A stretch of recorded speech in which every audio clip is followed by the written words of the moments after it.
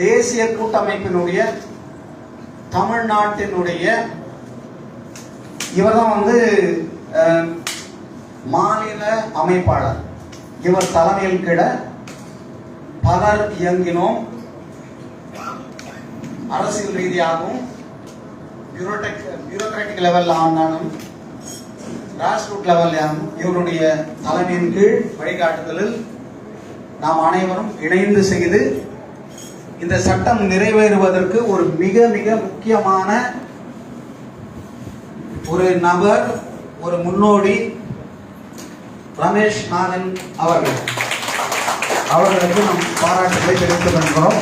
மீண்டும் வாங்க உங்கள் அனைவரையும் வருக வருக என்று வரவேற்று இந்த வாய்ப்பளித்த எனக்கு, இந்த கூட்டமைப்புக்கு நன்றி சொல்லி விடைபெறுகிறேன். நன்றி, வணக்கம்.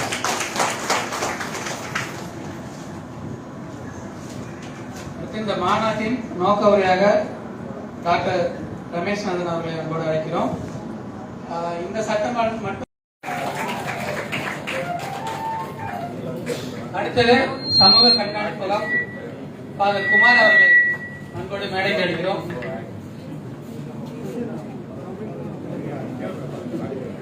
ஃபாதர் வாங்க. அடுத்து மக்கள் கண்காணிப்பகம் கென்ரிஜ் பேர் சார்பில் சிறப்புரை பெற்றுக் கொள்வதற்காக ஆசிரியர் அவர்களை தோழர் ஆசிரியர் அவர்களை அன்போடு அழைக்கிறோம்.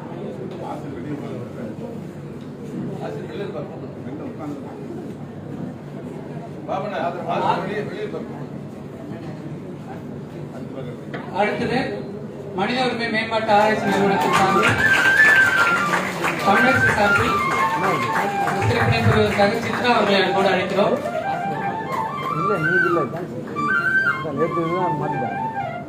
இந்த வரைவு அறிக்கை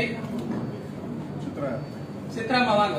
வரைவு அறிக்கை தயாரிப்பதிலிருந்து தொடர்ந்து செயல்பட்டுக் கொண்டிருக்கின்ற வேணி அவர்களை அன்போடு சிறப்பினை பெறுமாறு அழைக்கிறோம். வேணி வாங்க.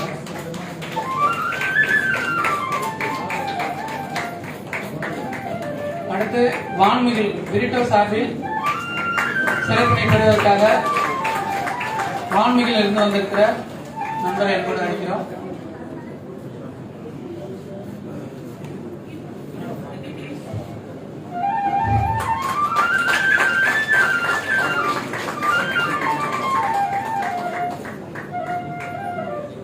ஆசிரியர் கடைசியாக நானும்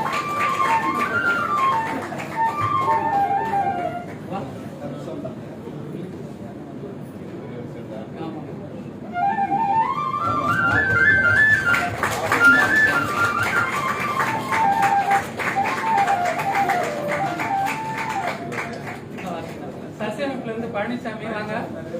பழனிசாமி, பாபு, ஷர்மிளா, ஆனி,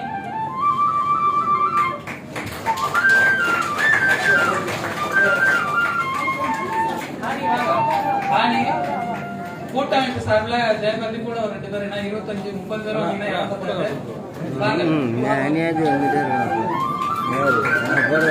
நின்று அழகா வருது. என்ன மறைக்கிறதுக்காக தள்ளி விடணும். நாங்கள் வந்துட்டு நான் போடணும் மாட்டிக்கினாங்க.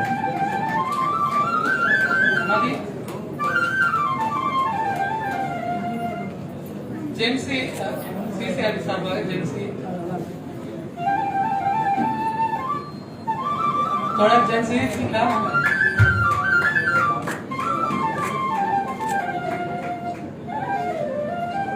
சசி இனந்தகைகள் கூட்டமைப்பு சார்பாக ஜெயபாரதி அவங்க தொடர்ந்து ஒரு 2500 பெண்கள் செயல்பட்டு இருக்கிறாங்க ஆதரவாக. இங்கேயும் 30 பேருக்கு மேல இருக்காங்க. எல்லாரும் இடம்பெற்றாங்க. இனந்தகைகள் கூட்டமைப்பு சார்பாக சிறப்பினை பெற்றுக் கொள்கிறார்கள். ஜென்சி வாங்க.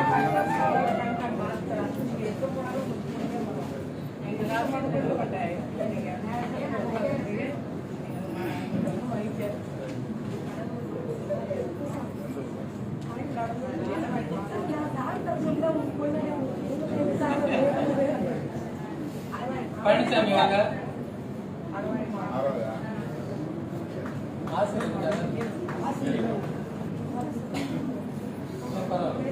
ஜென்சி கொஞ்சம் வாங்க.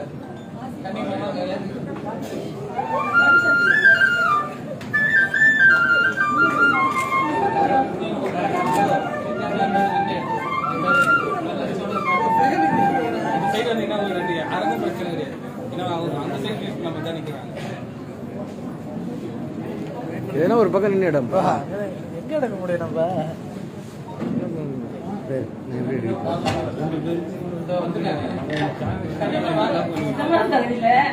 எங்கெல்லாம் தேர்ந்தெடுக்கப்பட்ட எம்பி வந்து எங்க கல்வி பழங்குடி சட்டத்தை ரொம்ப மகிழ்ச்சியா இருக்கு. அது வந்து நாங்க ஒரு எம்பியை தேர்ந்தெடுத்து ரொம்ப பெருமையா இருக்கு. ரொம்ப ரொம்ப பெருமை.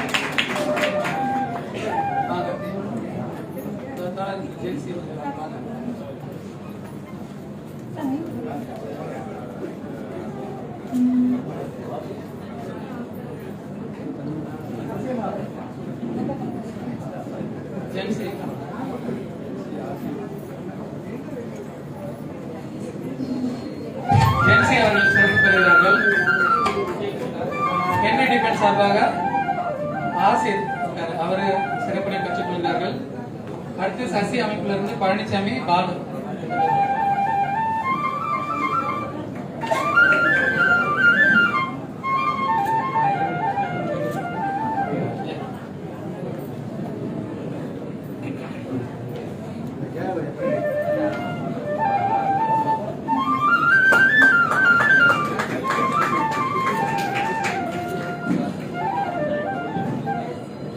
ரொம்ப நன்றி.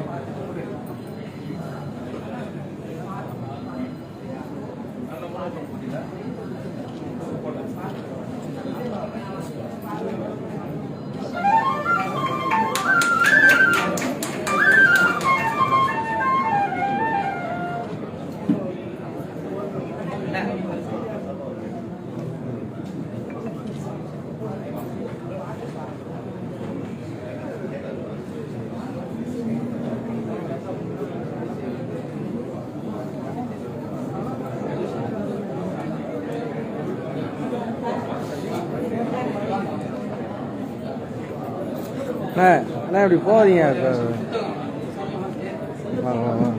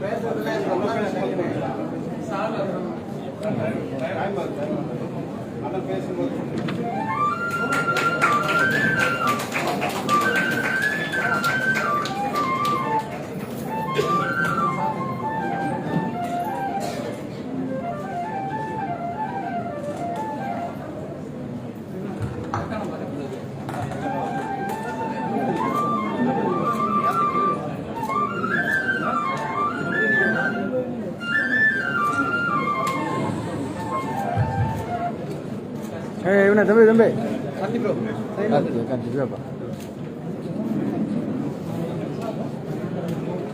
நன்றி.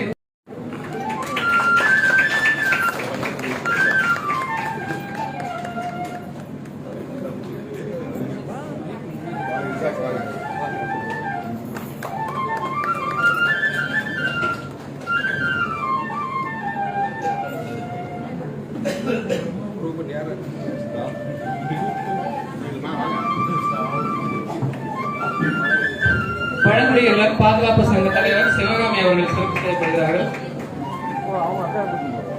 ஆனாங்கூர் ஊராட்சி மன்ற தலைவர் இவங்க இதுவரையும் செயல்பட விடாம தடுத்ததுக்காக வன்கொடுமை தடுப்பு புகார் போட்டிருக்கு. ஆனா அந்த புகாரை வந்து இப்ப ரெஃபர் பண்றதுக்காக அந்த புகாரை கொடுத்ததே ஏடி பஞ்சாயத்து தான் தலைவர்கள். அடுத்தது நரிபுரவர் கல்வி நலச்சங்கம் ஸ்வேதா அவர்கள் சிறப்பு செய்யப்படுகிறார்கள்.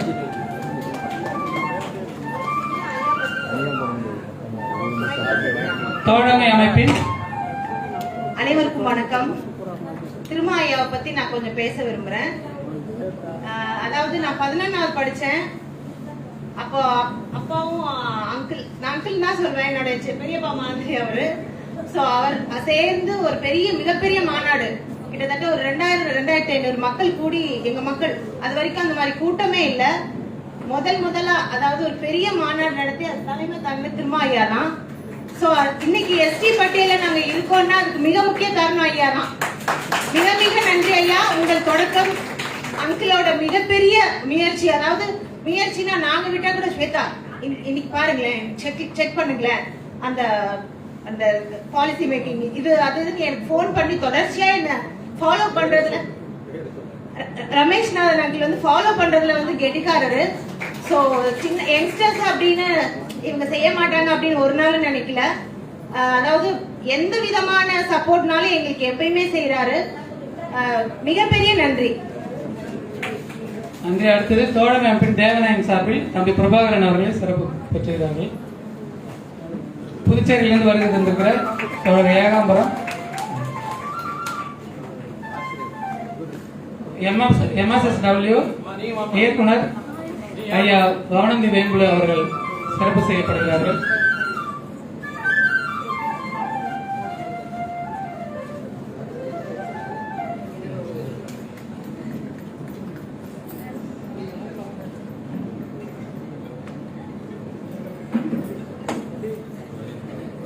ஐயா வாங்க.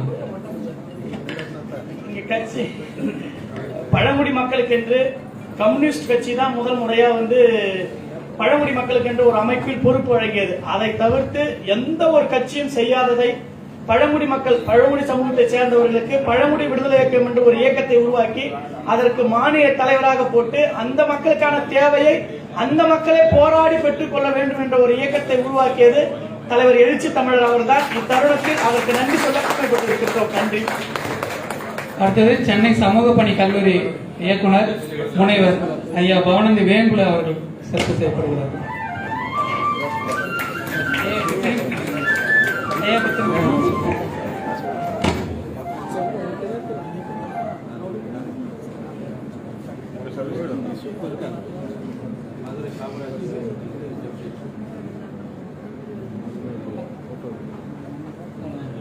நன்றி.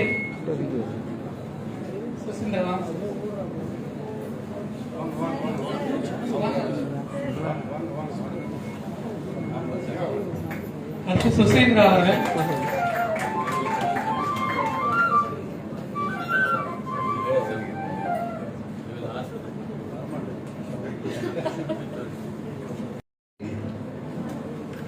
தலைமை வகித்து நெறிப்படுத்திக் கொண்டிருக்கிற இந்த கூட்டமைப்பின் மாநில அமைப்பாளர் மதிப்பிற்குரிய அண்ணன் ரமேஷ்நாதன் அவர்களை, வருகை தந்திருக்கிற நம் அனைவரையும் வரவேற்று உரையாற்றி சிறப்பித்திருக்கிற தோழர் ரிச்சர்ட் தேவதாஸ் அவர்களை, இந்நிகழ்வில் பங்கேற்று நம்மிடையே சிறப்புரை வழங்கி அமர்ந்திருக்கிற விடுதலை சிறுத்தைகள் கட்சியின் சட்டமன்ற கட்சி தலைவர், கட்சியின் பொதுச் செயலாளர் மதிப்பிற்குரிய தோழர் சிந்தனை செல்வன் அவர்களை, கட்சியின் துணை பொதுச் செயலாளர் தம்பி SS பாலாஜி அவர்களை,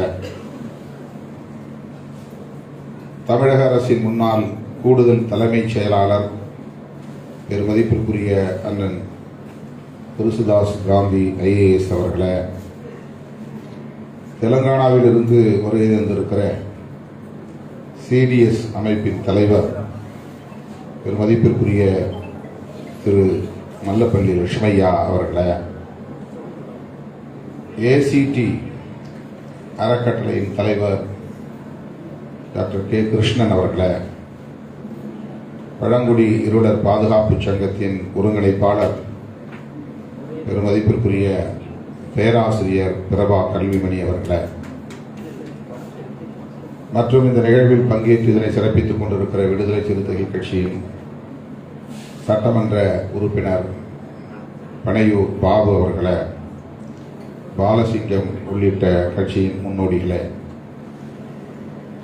இரண்டாவது அமர்விலே பங்கேற்க இருக்கிற செல்வி ராஜேஸ்வரி, திரு தயாளன், திரு தமிழரசி, கா சிவகாமி, ஸ்வேதா ராஜசேகர், தீபக் நாதன், ஜென்சி, பேராசிரியர் கானந்தி வேம்புலு, இரா முருகப்பன் உள்ளிட்ட ஆளுமைகளே, இங்கே திரளாக கூடியிருக்கிற செயற்பாட்டாளர்களே, உங்கள் அனைவருக்கும் என்னுடைய பணிவார்ந்த வணக்கத்தை தெரிவித்துக் கொள்கிறேன்.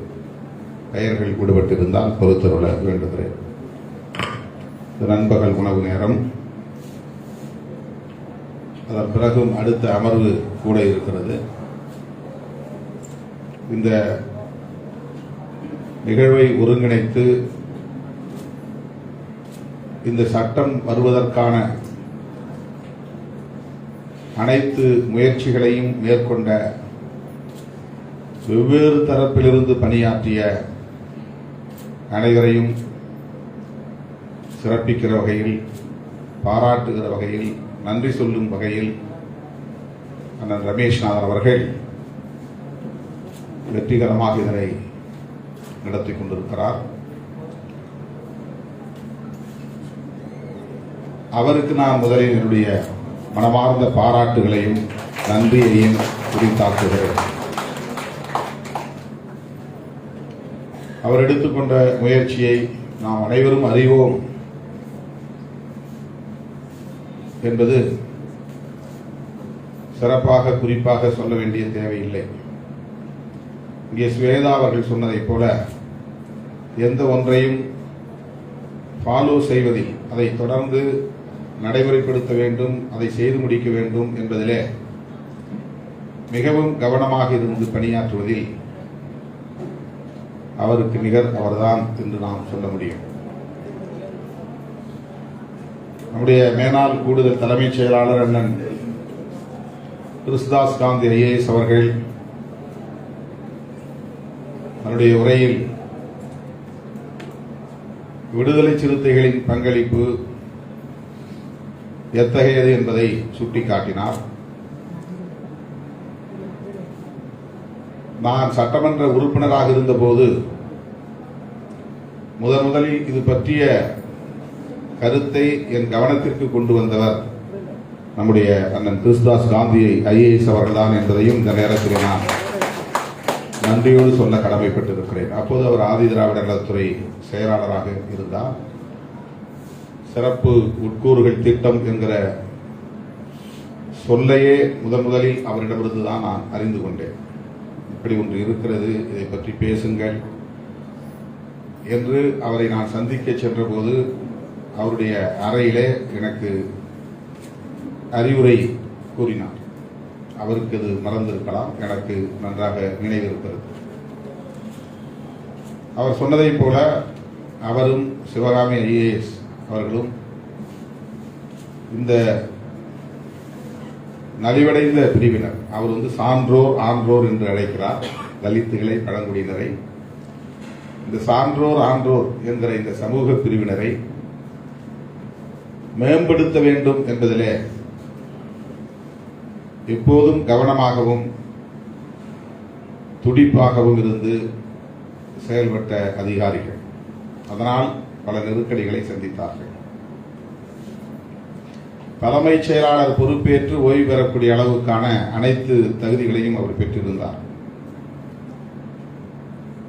இதுபோல ஒடுக்கப்பட்டவர்களுக்காக அவர் செயல்படுகிறார் என்ற காரணத்தினாலேயே அவர் அந்த நிலையை எட்ட முடியாமல் போய்விட்டது. அதை நான் நன்கு அறிவேன். ஒருமுறை நானும் தோழர் ரவிக்குமார் அவர்களும் அன்றைய முதலமைச்சர் மாண்புமிகு முத்தமிழறிஞர் கலைஞர் அவர்களை நேரிலே சந்தித்து அண்ணன் அவர்களை பற்றி எடுத்துச் சொன்னோம். அவர் இருக்கிற அதிகாரிகளில் மூத்த அதிகாரி, ஆற்றல் வாய்ந்தவர். ஒரு வாய்ப்பு உங்கள் காலத்திலே ஒரு ஒடுக்கப்பட்ட சமூகத்தை சார்ந்தவரை தலைமைச் செயலாளராக நியமிப்பதற்கு உருவாகி இருக்கிறது. அவரை தலைமைச் செயலாளராக அறிவிக்க வேண்டும் என்று நாங்கள் போய் வேண்டுகோள் விடுத்தோம். அது நடக்கவில்லை. கூடுதல் தலைமைச் செயலாளராக அப்போது அறிவிக்கப்பட்டது. சற்று ஆறுதல் தந்தது என்றாலும் கூட மன நிறைவு இல்லை. முழுமையான தகுதி பெற்றவர், நீண்ட நெடிய அனுபவம் உள்ளவர், நலிந்த சமூகத்தினர் மேம்பட வேண்டும் என்பதில் அக்கறை உள்ளவர். அனைத்து தகுதிகளும் அவருக்கு இருந்தும் கூட அந்த இடத்தை அவரால் பெற முடியவில்லை. கூடுதல் தலைமைச் செயலாளர் என்கிற நிலையோடு அவர் ஓய்வு பெறக்கூடிய ஒரு சூழல் அமைந்துவிட்டது. திராணி உள்ளவராக இருந்தார் என்பதுதான் அதற்கு காரணம். அதுதான் இங்கே சொல்ல விரும்புவது. எளிய மக்களுக்காக, நலிந்த பிரிவினருக்காக செயல்படக்கூடிய திராணி அவரிடத்திலே இருந்தது என்பதுதான் தகுதி குறைபாடாக மாறிவிட்டது. பொதுவாக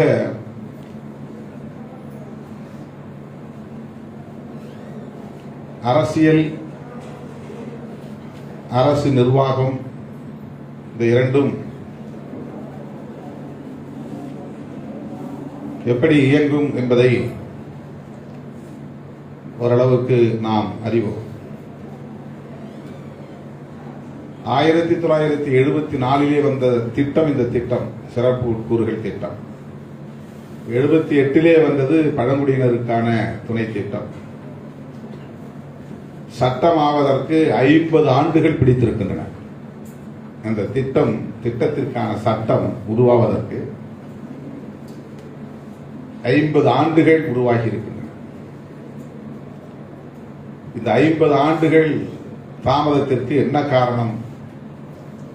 அரசியலும் அதிகார வர்க்கமும் அவர்களின் அணுகுமுறைகளும் தான் இதற்கு காரணம்.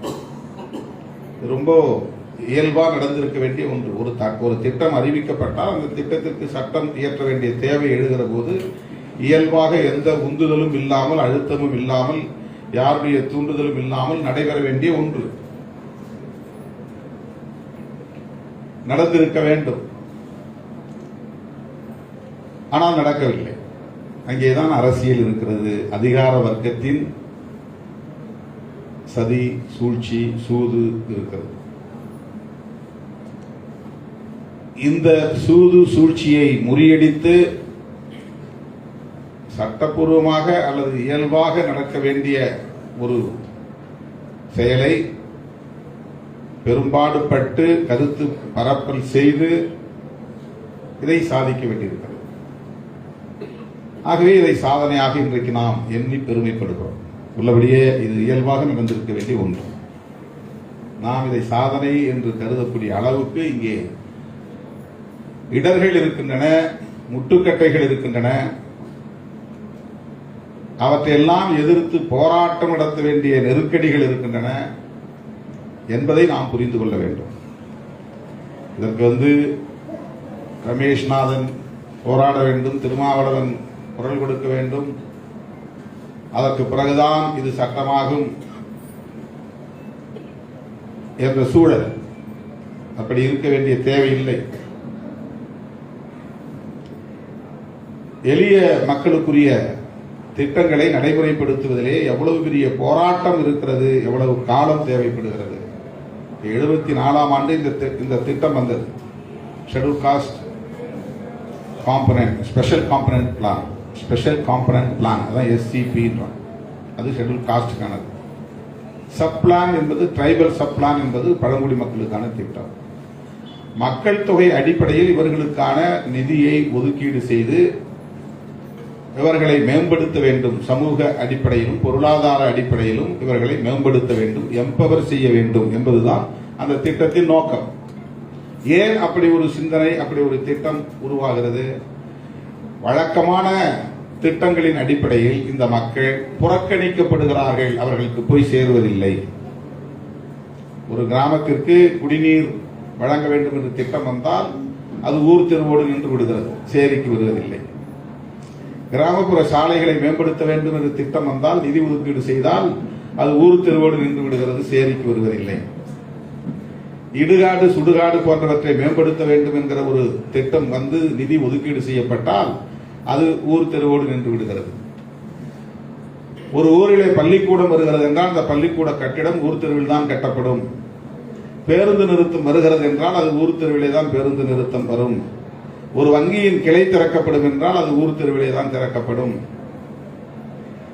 உயர்நிலை நீர்த்தேக்க தொட்டி OHT கட்ட வேண்டும் என்றால் அது ஊர் தெருவிலே கட்டுவார்கள். எனவே பொதுவாக மக்களுக்கான திட்டங்கள் தீட்டப்பட்டு அதற்கான நிதி ஒதுக்கீடு செய்யப்பட்டு அதை நடைமுறைப்படுத்துகிற போது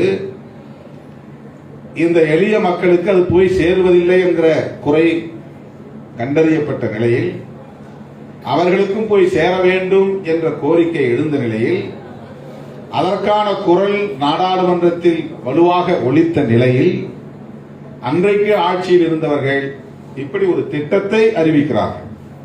special component plan, tribal sub plan. அதனுடைய கான்செப்ட் இதுதான். இந்த மக்களுக்கு என்று குறிப்பாக அவர்களின் மக்கள் தொகை அடிப்படையில் நிதியை ஒதுக்கீடு செய்து கவனத்தை குவித்து நடைமுறைப்படுத்த வேண்டும் என்பதுதான். அப்படின்னா எல்லா மாநில அரசுகளும் இறங்கி அதை வேலை செய்யும். மத்திய அரசு சொல்லி ஒரு ஸ்கீம் சொல்லிட்டாங்க, ஒரு திட்டத்தை அறிவித்து விட்டார்கள். ஆனால் நடக்காது. 1974 வந்த திட்டம், அறிவிக்கப்பெற்ற திட்டம் நடைமுறைக்கு வராத நிலையில் மீண்டும் அது நாடாளுமன்றத்திலே பேசப்பட்ட சூழலில் மத்திய அரசாங்கம் 2013ஆம் ஆண்டுதான் அரசாங்கமே ஒரு சட்டத்தை, மத்திய அரசாங்கமே ஒரு சட்டத்தை கொண்டு வர வேண்டும் என்று விரும்புகிறது. அதுதான் அண்ணன் சொன்னார், திட்டம் வேறு சட்டம் வேறு என்று. திட்டம் என்பது அறிவிக்கப்படுகிற ஒன்று ஒரு அறிவிப்பாகவே நின்றுவிடும். அதை கட்டாயமாக நடைமுறைப்படுத்தியாக வேண்டும் என்கிற ஒரு நிர்பந்தம் எப்போது வரும் என்றால் சட்டம் வந்தால் தான் வரும், இல்லை என்றால் அதிகாரிகள் செய்ய மாட்டார்கள்.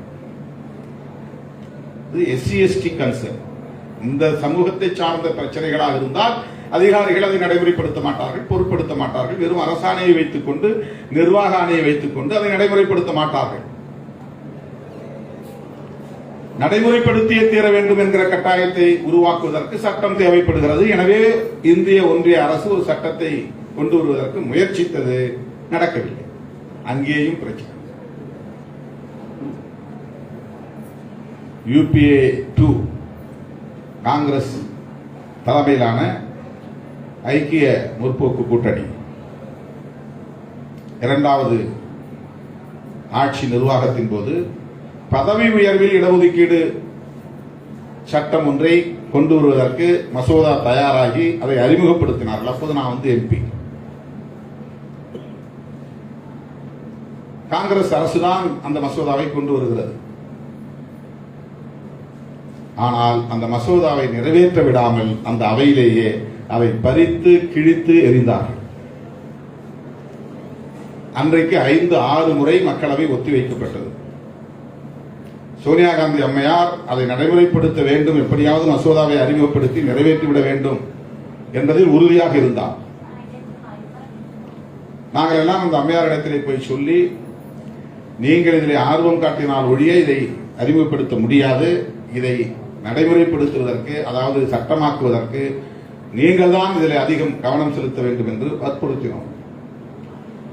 காங்கிரஸ் கட்சியை சார்ந்த ஜெயபால் ரெட்டி என்கிற மூத்த தலைவர் சோனியா காந்தி அம்மையாரிடத்திலே நாங்கள் பேசிக் கொண்டிருந்த போது குறுக்கிட்டு பேசினார். காங்கிரஸ் கட்சிக்குள்ளேயே கருப்பாடுகள் இருக்கின்றன, இந்த சட்டத்தை அறிமுகப்படுத்தக்கூடாது, நடைமுறைப்படுத்தக்கூடாது, தடுத்தாக வேண்டும் என்று அவர்கள் நினைக்கிறார்கள். இந்த சட்டத்தை பறித்துக் கொண்டு ஓடியது உட்பட இது திட்டமிட்டு நடந்த ஒன்று. வெளிப்படையாக பேசினார். இந்த அம்மையார் மாலை 5 மணி வரையில் இருந்து 5-6 முறை மக்களவை ஒத்திவைக்க பெற்றும் அவர் எடுத்த முயற்சியும் தோற்று போனது. அந்த சட்டத்தை அதை அறிமுகப்படுத்தவே முடியவில்லை, அது நடைமுறைக்கு வரவில்லை, நிறைவேற்ற முடியவில்லை. அரசியல் களத்தில் எப்படிப்பட்ட நிலை இருக்கிறது என்பதற்கு இது ஒரு சான்று. காங்கிரஸ் அரசாங்கம் கொண்டு வந்ததுதான் அந்த திட்டம், காங்கிரஸ் அரசாங்கம் கொண்டு வந்ததுதான் அந்த மசோதா. ஆனாலும் கூட அந்த திட்டத்தை நடைமுறைப்படுத்துவதற்கான சட்ட மசோதாவை அறிமுகப்படுத்தவே முடியவில்லை என்பதுதான் சூழல். இன்றைய வரையிலும் பதவி உயர்வுக்கான சட்டத்தை கொண்டு வர முடியவில்லை.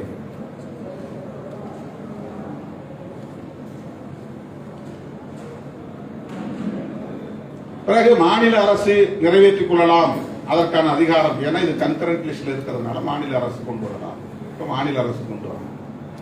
மாநில அரசுகள் அதை பற்றி கவலைப்படவில்லை. இந்த இடத்தில் தான் தன்னார்வ தொண்டு நிறுவனங்களின் பணி மகத்தானது என்பதை இந்த நேரத்திலே நான் பாராட்ட கடமைப்பட்டிருக்கிறேன், வாழ்த்த கடமைப்பட்டிருக்கிறேன். நாம அரசியல் அண்ணனை பிரச்சனைக்கு பின்னால் ஓடிட்டு இருக்கிறோம். கீழே இறங்கினா வேற ஏதாவது ஒரு பிரச்சனை வரும், அதை நோக்கி நம்மளுக்கு இழுத்துட்டு போயிடுவாங்க. இப்ப இதுக்குள்ள 100% கவனம் செலுத்தி இந்த பிரச்சனையை தேசிய அளவிலே கொண்டு சென்று விழிப்புணர்வை ஏற்படுத்துகிற பணியை இன்றைக்கு சொல்லப்படுகிற இந்த எஸ்சிபி டிஎஸ்பி சமூக கூட்டமைப்பு, தேசிய கூட்டமைப்பு தேசிய அளவில் இதற்கான விவாதங்களை நடத்தியது, விழிப்புணர்வை உருவாக்கியது. நம்முடைய மதிப்பிற்குரிய லட்சுமையா அவர்கள் சிடிஎஸ் என்கிற ஒரு அமைப்பை வைத்து அங்கே தெலுங்கானாவில் இயங்கிக் கொண்டிருக்கிறார்.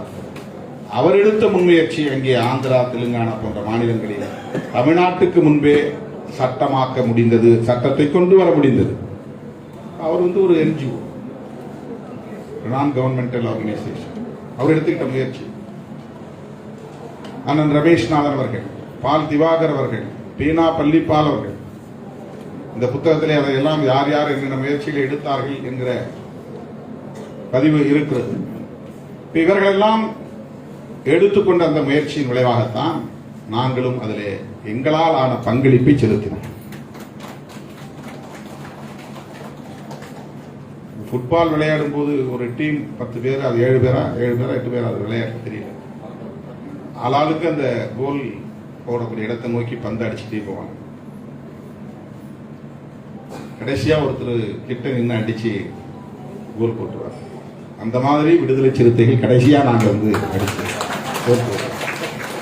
ஏற்கனவே அந்த பந்து பலரால் உடைக்கப்பட்டு இலக்கை நோக்கி கொண்டு வரப்பட்டது. எல்லோராலும் அது செய்யப்பட்டது என்பதுதான். திருமாவளவன் மட்டும் அதற்கு பொறுப்பல்ல, விடுதலை சிறுத்தைகள் மட்டும் அதற்கு பொறுப்பல்ல. தனிப்பட்ட முறையிலே சிந்தனை செல்வன் எடுத்துக்கொண்ட முயற்சிகளை இங்கே பதிவு செய்தார். எல்லோரையும் போய் சந்தித்தது, அதற்கான முயற்சிகளை எடுத்தது. ஆனால் இந்த எல்லா நடவடிக்கைகளிலும் ரமேஷ்நாதன் அவர்களின் பங்களிப்பு இருந்தது என்பது குறிப்பிடத்தக்கது. ஒரு டீம் லீடர் மாதிரி இருந்து எல்லாத்தையும் கவனித்துக் கொண்டார். இப்படி நாம் ஒருங்கிணைந்து செயல்பட்டால்தான் இது போன்ற சின்ன சின்ன சாதனை, இது ஒரு சின்ன சாதனை தான். இது அரசாங்கமே செய்திருக்க வேண்டியது. இதுக்கு நம்ம பெரிய போராட்டம் நடத்திருக்க வேண்டிய அவசியம் இல்லை. இது அவங்களுக்கான ஒரு கடமை. ஆனால் செய்ய மாட்டார்கள். இதுதான். இப்ப யாரையும் நம்ம குறிப்பிட்ட ஒரு கட்சியை அல்லது ஒரு குறிப்பிட்ட தலைவர் அப்படிங்கிறது இல்லை. இதுதான் யதார்த்தமான சமூக சூழல். இப்ப 16(4)A ஒரு சட்டம் வேணும்னு சொல்லிட்டு இருக்கோம். தமிழ்நாட்டில் மட்டும்தான் 200 பாயிண்ட் ரோஸ்டர் முறை இருந்துச்சு. அதன் அடிப்படையில் பதவி உயர்வு வழங்கப்பட்டு வந்தது. அதை எதிர்த்து யாரோ ஒருத்தர் வழக்கு தொடுத்து அந்த வழக்கிலே ஒரு தீர்ப்பு வந்து அந்த தீர்ப்பின் அடிப்படையில் இதெல்லாம் தப்பு, ஏற்கனவே யாருக்கெல்லாம் ப்ரொமோஷன் கொடுத்து அவ்வளவு பேரையும் கீழே இறக்கலான்ட்டான். ஒரு பெரிய பாதிப்பு. இதிலிருந்து அவர்களை பாதுகாப்பதற்கு அரசமைப்பு சட்டத்திலே நமக்கு ஒரு பாதுகாப்பு இருக்கிறது, ஒரு ப்ரொடெக்ஷன் இருக்கிறது. அதுதான் 16(4)A, ஆர்டிகிள் 16(4)A. மாநில அரசுகள் விரும்பினால் பதவி உயர்வுக்கான ஒரு சட்டத்தை ஏற்றிக்கொள்ள முடியும், அவர்களை பாதுகாக்க முடியும்.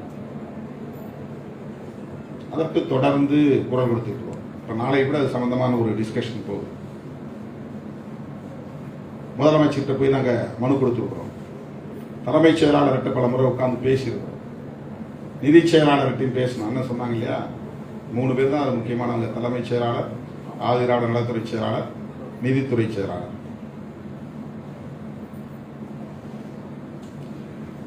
மசோதா ரெடி ஆயிடுச்சு. இப்ப இதுக்கு இவர் ஒரு மாடல் டிராஃப்ட் ஒன்று ரெடி பண்ணி நம்ம கையில் கொடுத்தாரு. நாங்கள் கொண்டு போய் சிஎம் கொடுத்தோம். அப்புறம் செந்தில் செல்வன் சட்டமன்றத்தில் பேசினார். அதுக்கப்புறம் போய் திருப்பி சிஎஸ் பார்த்து பேசணும். இதெல்லாம் சின்ன சின்ன வேலைகள்.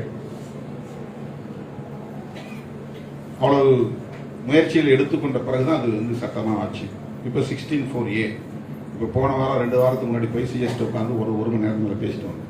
16(4)A ரொம்ப முக்கியமானது. போஸ்ட் மெட்ரிக் ஸ்காலர்ஷிப் சம்பந்தமா பேசிட்டு வந்தோம். வரக்கூடிய பட்ஜெட் அந்த கூட்டத்தொடரில் இது வரும் என்று எதிர்பார்க்கிறோம்.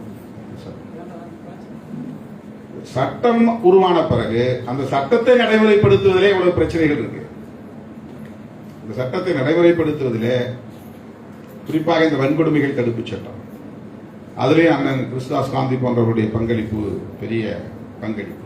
அதை பத்தி ஒரு சென்சிட்டைசேஷன் சொல்றோம் இல்லையா, ஒரு விழிப்புணர்வு உருவாக்குறது. இப்படி ஒரு சட்டம் இருக்கு, இந்த சட்டத்தை நடைமுறைப்படுத்தணும், அதை மக்கள் இயக்கங்கள் போய் அதிகாரிகள்கிட்ட வலியுறுத்தணும். வலியுறுத்தினால் மட்டும்தான் அது நடக்கும்.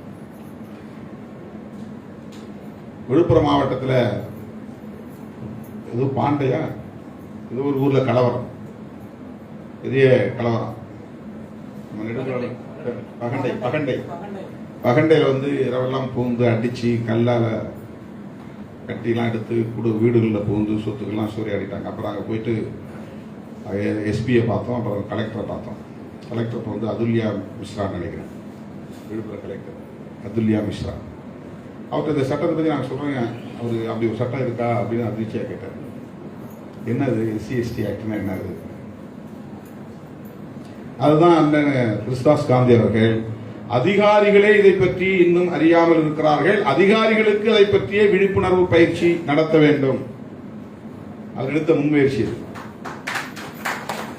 அதிகாரிகளுக்கு ஒரு சென்சிட்டைசேஷன் வேணும். இந்த SC/ST ஆக்ட்னு ஒன்று இருக்கு, இது மாதிரி பாதிக்கப்பட்டு வந்தா அந்த மக்களுக்கு வந்து நீதி கிடைக்கணும், இந்த சட்டத்தின் கீழ் வழக்கு பதிவு செய்யணும். 1989 வந்துச்சு, 89. அதுக்கு விதிகள் வர்றதுக்கு 4-5 வருஷம் ஆச்சு. 1995 96 தான் விதிகள், 95 கிட்டத்தட்ட 6 வருஷம் ஆச்சு. 95 விதிகள் வந்தும் நடைமுறைப்படுத்தப்படல. ஆக்ட் வேற, ரூல்ஸ் வேற. ஆக்ட் வந்துருச்சு, அப்புறம் ரூல்ஸ் வரும். பியூரோக்ராட்டுக்குள்ள எவ்வளவு பிரச்சனைகள் இருக்குங்கிறதுக்காக சொல்லுவாங்க. ஒரு சட்டம் வந்துருச்சுன்னா சட்டம் உடனே நடைமுறைக்கு வந்துடாது. இந்த சட்டத்தை நடைமுறைப்படுத்துவதற்கு நாம் போராடணும். அந்த போராட்டங்களை மக்கள் இயக்கங்களால் தான் நடத்த முடியும், அரசியல் கட்சிகளால் தான் நடத்த முடியும். அப்பதான் அது ஒரு அழுத்தம் கொடுக்க முடியும். அறிவார்ந்த தளத்தில் இது போன்ற அமைப்புகள் விழிப்புணர்வை ஏற்படுத்தி ஒரு உந்துதலை தரும். ஆனால் சட்டத்தை நடைமுறைப்படுத்துவதற்கான அழுத்தத்தை மக்கள் இயக்கங்களால், அரசியல் கட்சிகளால் மட்டுமே தர முடியும். அப்ப அந்த இடத்துல விடுதலை சிறுத்தைகள் கட்சியுடைய ரோல் முக்கியமானதா மாறுகிறது. இன்றைக்கும் 10% கூட வன்கொடுமைகள் தடுப்பு சட்டம் நடைமுறையில் இல்லை. அதுதான் அதனால்தான் இன்னமும் வந்து அட்ராசிட்டிஸ் எல்லாம் இந்தியா முழுக்க பெருகுகிறது. ஏன்னா இந்தியா முழுக்க என்ன ஒரு பொது உளவியல் உருவாச்சுன்னா, அட்ராசிட்டிஸ் ஆக்ட் பயன்படுத்துறதே தவறா மிஸ்யூஸ் பண்றாங்க, பொய்யா வந்து விளக்கு கொடுக்குறாங்க. அது அவன் பிசிஆர் பிசிஆர்லாம் இல்லை. இப்போ அது வந்து 1955 வந்த act PCR, protection of civil rights act. அது இப்போ கிடையாது. அதாவது இருந்தாலும் அது நடைமுறைப்படுத்துறது இல்லை. இந்த POA ஆக்ட்ங்கிறது தான், பிரிவென்ஷன் ஆஃப் அட்ராசிட்டிஸ் ஆக்ட்ங்கிறது தான் இப்போ SC/ST மக்களுக்கான பாதுகாப்பு சட்டம். அதை மிஸ்யூஸ் பண்றாங்க. இப்போ oral instruction to the police officials, யாராவது SC/ST தரப்புல வழக்கு புகார் கொடுத்தாங்கன்னா கேஸ் போடக்கூடாது. அதை முடிஞ்சவரை பேசி விசாரிச்சு சமரசம் பண்ணி அனுப்பிச்சு விட்டுருங்க. இல்லைன்னா கவுண்டர் கேஸ் போடுங்க. இவன் புகார் கொடுத்தான்னா அவன் மேலேயும் எஃப்ஐஆர் போடுங்க, இவங்க மேலேயும் எஃப்ஐஆர் போடுங்க. இதெல்லாம் வந்து எழுதப்படாத சட்டம். இது தமிழ்நாட்டில் மட்டுமல்ல, இந்தியா முழுவதும் இருக்கிறது. இதுதான் common psychology across the country. இது சாதி உளவியல். இது வந்து ஒரு காஸ்ட் சைக். தலித்துகள் பாதிக்கப்பட்டால் புகார் கொடுத்தால் புகாரை ஏற்றுக்கொள்வதில்லை. இது இந்தியா முழுக்க இருக்கு. அழுத்தம் கொடுத்து ஏற்றுக்கொண்டால், எஃப்ஐஆர் போடும் நிலை வந்தால், புகார் கொடுத்தவர்கள் மீதும் வழக்கு போட வேண்டும். கவுண்டர் போட்டால் பேலன்ஸ் பண்ண முடியும், லா அண்ட் ஆர்டரை மெயின்டைன் பண்ண முடியும். To maintain law and order, அவங்க வந்து அக்ரஸார் மேலையும், யார் சப்ரஸ் பண்ணாங்களோ, யார் குற்றத்தில் ஈடுபட்டாங்களோ அவங்க மேல மட்டும் இல்லாமல் புகார் கொடுக்கிற விக்டிம்ஸ் மேலையும் கேஸ் போடணும் அப்படிங்கிறது ஒரு எழுதப்படாத சட்டமாக இங்கே இருக்கிறது. அதுக்கு நாம போராட வேண்டியிருக்கிறோம்.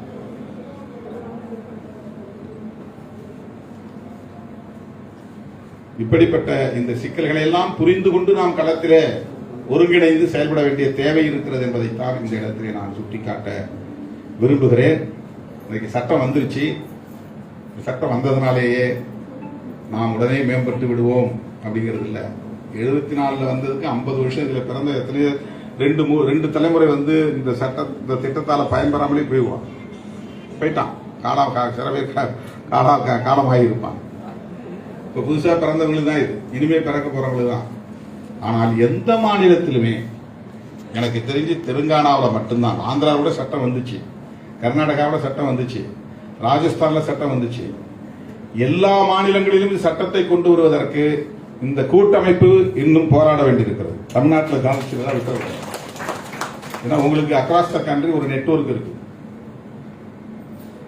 NCDHR மாதிரி HRF பல்வேறு அமைப்புகள் இருக்காங்க, சசி மாதிரியான அமைப்புகள். இந்த கூட்டமைப்பு, இந்த அமைப்புகள்லாம் ஒன்னா சேர்ந்தா ஒரு கூட்டமைப்பு. இந்த கூட்டமைப்புடைய வேலை எங்கெல்லாம் எந்தெந்த மாநிலங்களில் எல்லாம் இந்த சட்டம் இன்னும் வரவில்லையோ அந்த மாநிலங்களிலும் இது போன்ற முயற்சிகளை மேற்கொண்டு சட்டத்தை கொண்டு வருவதற்கான முயற்சி எடுக்க வேண்டும். அதன் பிறகு இந்த சட்டத்தை நடைமுறைப்படுத்துவதற்கும் நாம் போராட வேண்டியிருக்கிறது.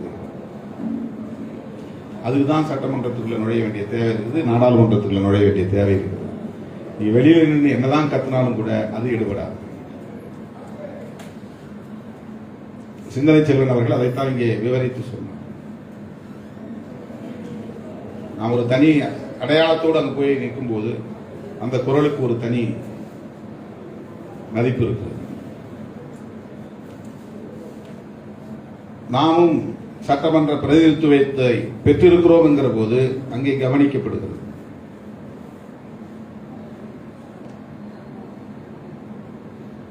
என்ன 4 MLA 2 MP அப்படிங்கிற மாதிரி சாதாரணமா நம்முடைய தோழர்கள் குறைத்து மதிப்பிடுகிற போக்கு இங்கே இருக்கிறது.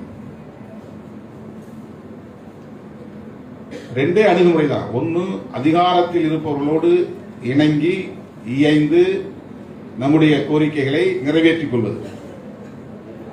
2வது, முற்றாக எதிர்த்து நின்று போராடி கொண்டிருப்பது.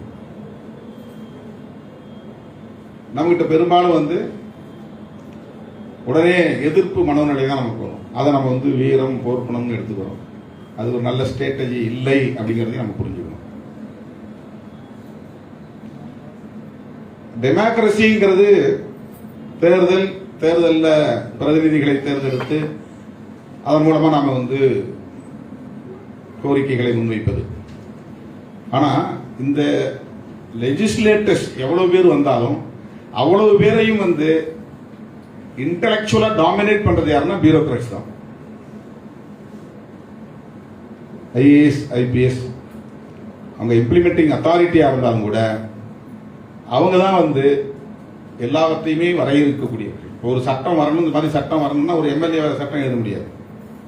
அதுக்குன்னு இருக்கிற டீம் இன்டெலக்சுவல்ஸ் தான் எழுத முடியும், பியூரோக்ராட்ஸ் தான் எழுத முடியும். இப்படி ஒரு சட்டம் வந்துச்சு, சட்டத்தை ஒரு MLA போய் நீங்க நல்லா உட்காந்து எழுத முடியுமா? எழுத முடியாது.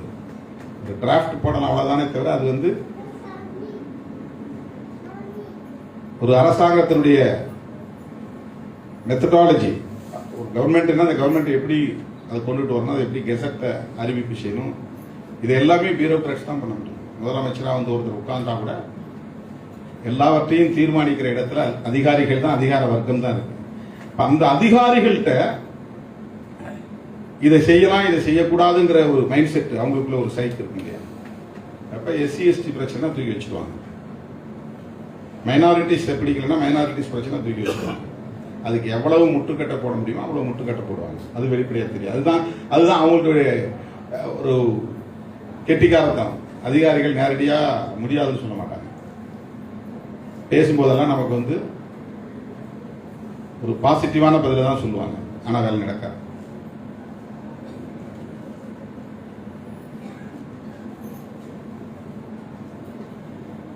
வேலையை வாங்க வேண்டும், அதுதான். அப்படிப்பட்ட மனநிலையில் உள்ளவர்களையும் அந்த உளவியல் உள்ளவர்களையும் இதை செய்ய வைக்க வேண்டும் என்கிற அந்த புள்ளி இருக்கிறதே, அந்த புள்ளியோடு தொடர்புடைய ஒன்றுதான் நாம் விவாதிக்கக்கூடிய கருத்து.